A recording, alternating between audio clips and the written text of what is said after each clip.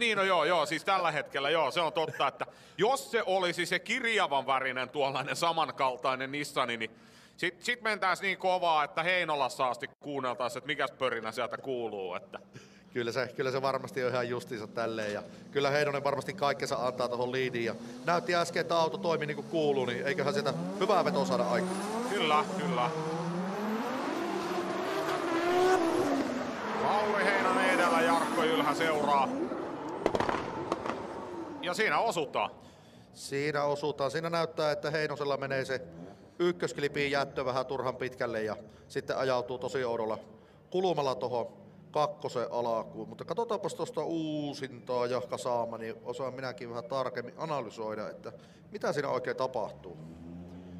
Joo, siellä Heinonen tulee aika ulkolinjaa tuon ykkösen ja sitä myöten joutuu ajattamaan itsensä tosi tonne jyrkällä ässällä. Ja taas vastaavasti Jylhä hyökkää erittäin lujaa siihen perään ja sitä myöten ei anna tilaa Heinoselle tehdä suunnanvaihtoa.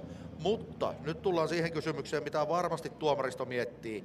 Ajattiko Heinonen itsensä ykkösklipin jälkeen liian ulos ja sitä myöten tuli liian jyrkkä tuommoinen S-kurvi tohon vai hyökkäsikö Jylhä yksinkertaisesti liian lujaa siihen perään?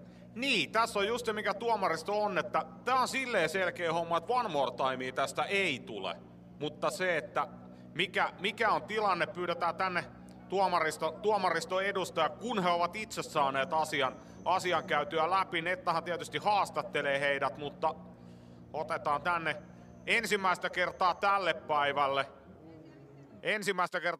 päivälle tuomari paikan päälle sanomaan ihan itse, miten tilanne meni. Mennään haastatteluun.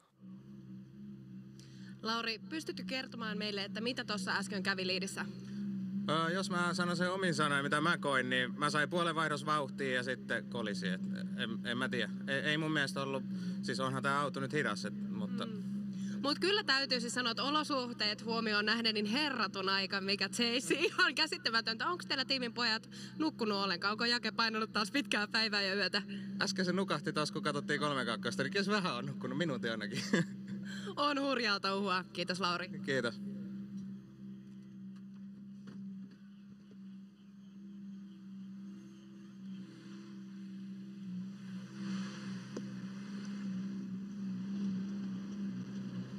Jarkko, tosi ikävä päätös tuolle äskeiselle chaseille. Osaatko kertoa, että mitä siinä kävi? En osaa kyllä sanoa, että en osaa kyllä sanoa itse. Täytyy itsekin kyllä katsoa, että mitä ihmettä tapahtuu. Jep, ei jäädä arvuttelemaan sen enempää. Annetaan tuomareiden päättää ja katsellaan videolta. Kiitos Jarkko. Just näin.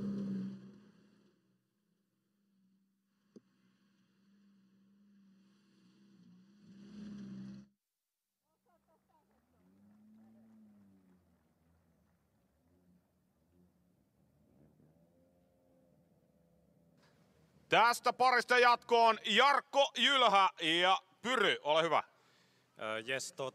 Ensimmäisessä vedossa päästiin maaliin asti, mutta siellä